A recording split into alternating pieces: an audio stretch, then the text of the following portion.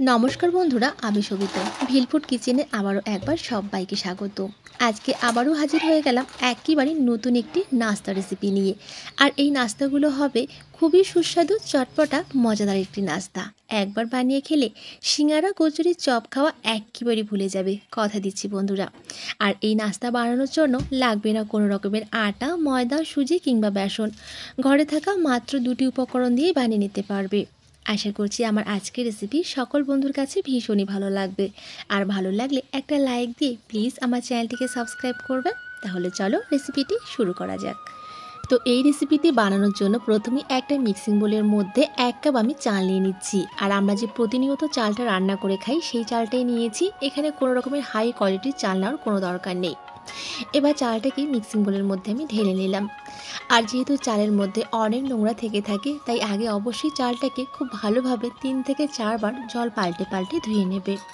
তো বন্ধুরা, প্রথম থেকে শেষ অবধি পুরো ভিডিওটি কিন্তু দেখার অনুরোধ রইল। আশা করছি আজকের রেসিপিটি আমার সকল বন্ধুর কাছে ভীষণই ভালো লাগবে। তো দেখো, চালটাকে প্রায় আমি 3 থেকে 4 বার জল পাল্টে পাল্টে ধুয়ে নিয়েছি। এবার এর মধ্যে আবারও কিছুটা আমি জল দিয়ে দিলাম। এবার ঢাকনা দিয়ে আমি 2 ঘন্টার জন্য চালটাকে ভিজিয়ে রাখবো। এবার এখানে আবারও একটা মিক্সিং বোল নিয়ে নিয়েছি। এবার যেই কাপের মাপ করে 1 কাপ চাল নিয়েছি, ঠিক সেই কাপেরই মাপ করে হাফ কাপ এখানে কিন্তু আমি চিড়া নিয়ে নিলাম। এবার চিড়াটাকেও এর মধ্যে ঢেলে নিচ্ছি। একইভাবে চিড়াটাকেও কিন্তু জল পাল্টে পাল্টে 3 থেকে 4 বার খুব ভালোভাবে ধুয়ে নিতে হবে।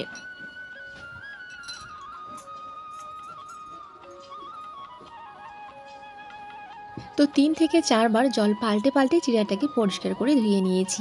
আবারও এর মধ্যে কিছুটা জল দিয়ে দিলাম। এবার ঢাকা দিয়ে 10 থেকে 15 মিনিটের জন্য এভাবেই রেখে দেব। আর এই নাস্তাগুলোর সাথে খাওয়ার জন্য এখন আমি একটা স্পেশাল চাটনি তৈরি করে নেব। তো তার জন্য দেখো, এখানে একটা ফ্রাই প্যান বসিয়ে দিয়েছি। এবার এর মধ্যে দিয়ে দিচ্ছি 1 চামচ মতো সাদা তেল। তেলটা যখন খুব ভালো মতো গরম হয়ে যাবে, তখন এর মধ্যে দিয়ে দিচ্ছি বড় চামচের 1 চামচ ছোলার ডাল। এবার এই ছোলার ডালটাকে হালকা একটু ভেজে নিতে হবে, মানে যতক্ষণ না পর্যন্ত কালারটা চেঞ্জ হচ্ছে ততক্ষণ পর্যন্ত ভেজে নিতে হবে। আর এই চাটনিটা বানানো ভীষণই সহজ, আর খেতেও কিন্তু দুর্দান্ত হয় বন্ধুরা। আর এই নাস্তাগুলোর সাথে একেবারে কিন্তু জমে যাবে, মানে কোনো কথাই হবে না। তোমরা এই চাটনিটা যে কোনো সাথেই খেতে পারবে, মানে তোমরা যে কোনো রকমের ধোসা বলো বা রুটি, পরোটা, যে কোনো সাথেই খেতে কিন্তু অসাধারণ লাগে বন্ধুরা। তো যাই হোক, দেখো আমি ছোলার ডালটাকে একটুখানি ভেজে নিয়েছি। এবার এর মধ্যে দিয়ে দিলাম 2টো শুকনো লঙ্কা। আবারও একটু নেড়েচেড়ে নেওয়ার পর এবার আমি এর মধ্যে দিয়ে দিচ্ছি 2 টুকরো আদা। এরই সাথে দিয়ে দিচ্ছি 3টে বা 4টে রসুনের কোয়া। আর দিয়ে দিচ্ছি একটা মিডিয়াম সাইজের পেঁয়াজ কুচি। আর এরই সাথে দিয়ে দিচ্ছি কয়েকটা কারি পাতা। তবে তোমাদের হাতের কাছে যদি ধনে পাতা থাকে বা পুদিনা পাতা থাকে, সেটাও তোমরা কিন্তু দিয়ে দিতে পারবে। এবার একটু নেড়ে চেড়ে নেওয়ার পর দিয়ে দিচ্ছি স্বাদ মতো নুন। আবারও এখন একটুখানি আমি নুনটাকে সমস্ত কিছুর সাথে খুব ভালোভাবে মিশিয়ে নিচ্ছি। খুব ভালোভাবে মিশানো হয়ে গেলে এবার এর মধ্যেই দিয়ে দিচ্ছি সামান্য একটু জল। আবারও একটু নেড়ে চেড়ে আমি ঢাকা দিয়ে রেখে দেব, যাতে পেঁয়াজটা আর ডালটা একটুখানি সেদ্ধ হয়ে যায়। তো ঢাকনা খুলে নিচ্ছি। দেখো, জলটা একেবারেই শুকিয়ে গেছে আর পেঁয়াজটা কিন্তু একেবারেই সফট হয়ে গেছে, মানে পেঁয়াজটা খুব ভালো মতো সেদ্ধ হয়ে গেছে আর ডালটাও কিন্তু মোটামুটি সেদ্ধ হয়ে গেছে। এবার এগুলোকে আমি একটা প্লেটের মধ্যে নামিয়ে নেব।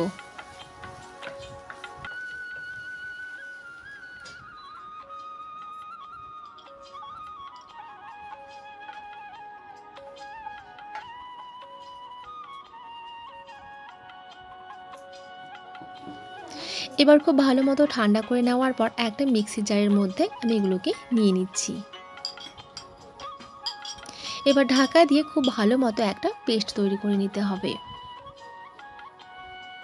তো পেস্ট তৈরি করা হয়ে গেছে। আর দেখো, এই পেস্টটা কিন্তু ঠিক এরকমই ঘন হবে, খুব বেশি কিন্তু পাতলা করা যাবে না। ঠিক এরকমই ঘনত্বের কিন্তু চাটনিটা তৈরি করতে হবে, এতে করে খেতে কিন্তু ভীষণই ভালো লাগবে।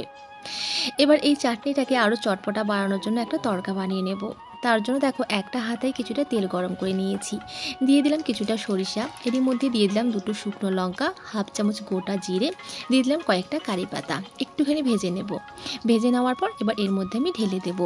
আর বন্ধুরা তোমরা চাইলে কিন্তু এই তড়কাটাকে তোমরা স্কিপও করতে পারো, তবে তড়কাটা দিলে কিন্তু এই চাটনিটার স্বাদ আরও দ্বিগুণ বেড়ে যায়। এবার চামচ দিয়ে একটুখানি মিশিয়ে নিলাম। তো চাটনিটা আমার রেডি।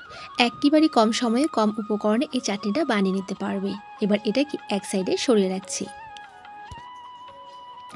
এবার এদিকে দেখো আমার কিন্তু চিড়াটা একেবারেই ফুলে মোটা হয়ে গেছে, যে জলটা ছিল সেই জলটা কিন্তু একেবারেই টেনে নিয়েছে, আর দেখো একেবারে কিন্তু সফট হয়ে গেছে।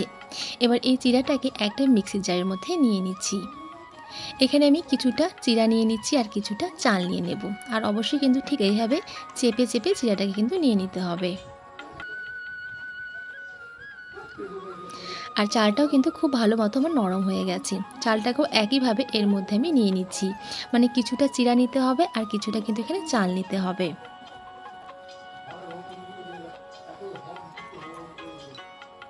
আর এখানে কিন্তু আমি কোনো রকম জল অ্যাড করছি না। এবার ঢাকা দিয়ে খুব ভালো মতো একটা পেস্ট তৈরি করে নিতে হবে।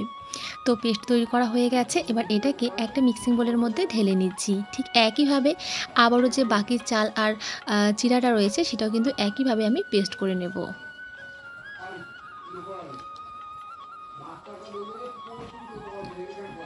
আবারও কিছুটা এর মধ্যে আমি চাল দিয়ে দিচ্ছি, আর ঠিক এইভাবেই কিন্তু কিছুটা চিড়া আর কিছুটা চাল দিয়ে কিন্তু পেস্ট করতে হবে।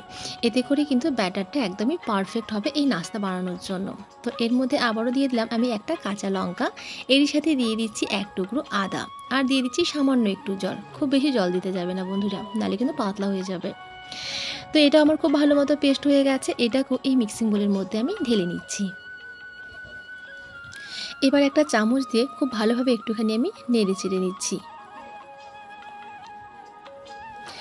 খুব ভালোভাবে নেড়েচেড়ে নেওয়া হয়ে গেলে এবার এর মধ্যে দিয়ে দিচ্ছি স্বাদ মতো নুন, আর দিয়ে দিচ্ছি 1 চিমটে বেকিং সোডা। তোমরা চাইলে বেকিং সোডার পরিবর্তে বেকিং পাউডার বা ইনো চাইলে কিন্তু ব্যবহার করতে পারো।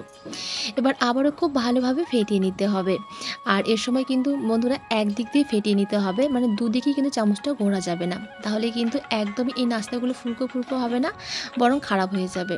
তাই ঠিক এভাবেই কিন্তু একই পাশ দিয়ে ঘুরিয়ে নিতে হবে। তো প্রায় 1 থেকে 1.5 মিনিট মতো আমি ফেটিয়ে নিয়েছি।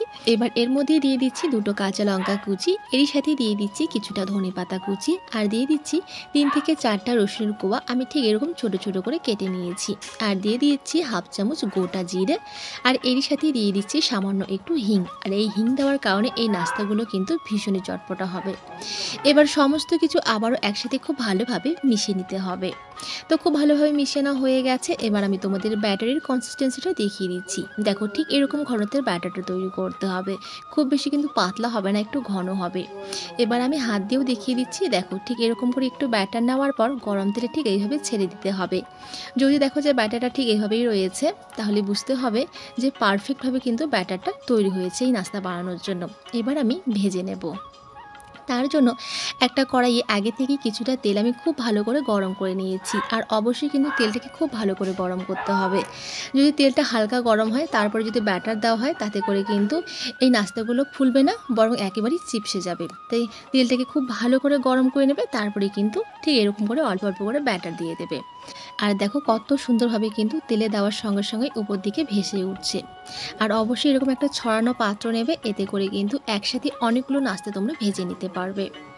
তো প্রায় মোটামুটি অনেকগুলো নাস্তা আমি দিয়ে দিয়েছি। এবার একদমই কিন্তু নাড়াচাড়া করব না।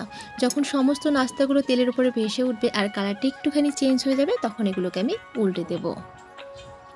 আর কয়েক সেকেন্ডের মধ্যেই দেখে বন্ধুরা ঠিক এরকম কালারটা চেঞ্জ হয়ে যাবে, আর একেবারে কিন্তু তেলের উপরে ভেসে একেবারে ফুলকো ফুলকো হবে। তো তারপরে কিন্তু এবার ঠিক এইভাবে আমি নেড়ে চেড়ে একটুখানি ভেজে নেব। আর ভাজতে কিন্তু একদমই সময় লাগে না, 1 থেকে 1.5 মিনিটের মধ্যেই কিন্তু ভাজা হয়ে যায়। তো এগুলো ভাজা হয়ে গেছে, এবার তেল ঝরিয়ে আমি তুলে নিচ্ছি। একইভাবে পরে নাস্তাগুলোকে আমি ভেজে নেব।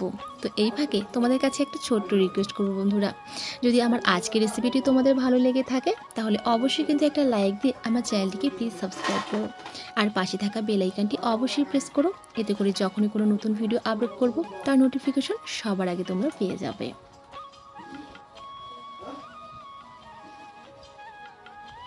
তো একইভাবে সমস্ত নাস্তাগুলোকে আমি কিন্তু তৈরি করে নিয়েছি। আর আওয়াজটা শুনে বুঝতেই পারছো যে কতটা মুচমুচে হয়েছে। এর ওপরটা মুচমুচে আর ভেতরটা কিন্তু একেবারে সফট। তো দেখো আমি চাটনিটাও নিয়ে নিলাম, আর এই চাটনির সাথে মানে খেতে অসাধারণ লাগে, মানে কোনো কথাই হবে না, এতটাই মজাদার হয়। তো বাড়িতে অবশ্যই একবার ট্রাই করো। আশা করছি তোমাদের সবার ভালো লাগবে। আর অবশ্যই আমাকে কিন্তু কমেন্টের মাধ্যমে জানিও যে তোমাদের খেতে কেমন লেগেছে। আর আজকে যদি আমার চ্যানেলে কোনো নতুন বন্ধু এসে থাকো, তাহলে প্লিজ চ্যানেলটিকে সাবস্ক্রাইব করে পাশে থাকা বেল আইকনটি প্রেস করো। এতে করে যখনই কোনো নতুন ভিডিও আপলোড করব, তার নোটিফিকেশন সবার আগে পেয়ে যাবে। তো চলো আজকে এখানেই বিদায় নিচ্ছি, দেখা হচ্ছে পরের রেসিপিতে। সবাই খুব ভালো থেকো, সুস্থ থেকো, সাবধানে থেকো। আর এতক্ষণ ধৈর্য ধরে আমার ভিডিওটি দেখার জন্য তোমাদের সবাইকে জানাই অসংখ্য ধন্যবাদ।